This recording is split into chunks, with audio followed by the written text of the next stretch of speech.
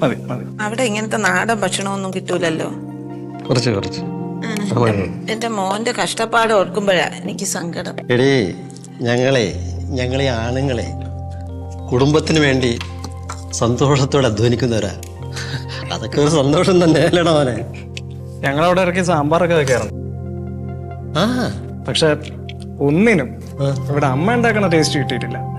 ഞാൻ കൂട്ടിയ ഏറ്റവും നല്ല സാമ്പാർ അമ്മ ഉണ്ടാക്കിയത്. അമ്മ അങ്ങ് പോയി. അതെന്താ? അപ്പൊ ഞാൻ ഉണ്ടാക്കണ സാമ്പാർ നല്ലതല്ലേ? ആ അതൊക്കെ കണക്ക് തന്നെ. കളിയാക്കണ്ട, അവളുണ്ടാക്കുന്ന നല്ല തന്നെ. ആ എന്റെ ഈശ്വര, ഒരു കളി പറയാനും പറ്റൂലല്ലോ. ഒരു ഉരുളയറട്ടെ? വേണ്ട. ശേ, അങ്ങനെ പറയണ്ടേ. വേണ്ടെന്ന് പറഞ്ഞത്. കഴിച്ചോ? ഓ വേണ്ട. ഇങ്ങോട്ട് പാടിക്കൊണ്ട്.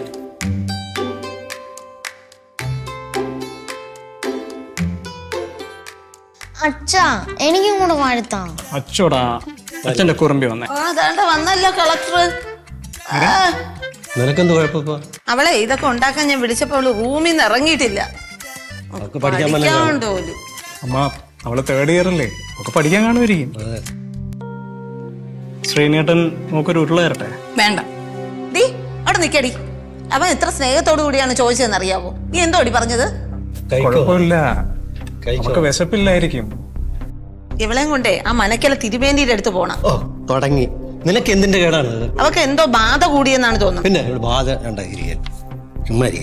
എടി ശ്രീനട്ട സ്നേഹം കൊണ്ട് ചോദിക്കണല്ലേ, വാങ്ങിച്ചോ? എനിക്ക് വേണ്ട.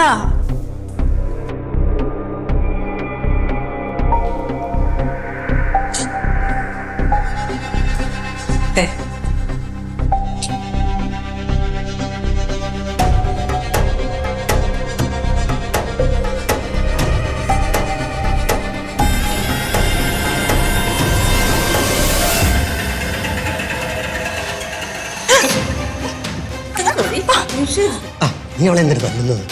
നിഷേധത്തിന് കാണിച്ചിട്ട് അടിക്കല്ലെന്നാ. ഇല്ല, ചോറ് ചൂടായി കാണും, അതായിരിക്കും. ആ അതായിരിക്കുള്ളൂ. അവക്ക് ചൂട് പറ്റത്തില്ലല്ലോ. സോറി ഏട്ടാ. അഹങ്കാരി. നോക്കിക്കൊണ്ട് കഴിയടി.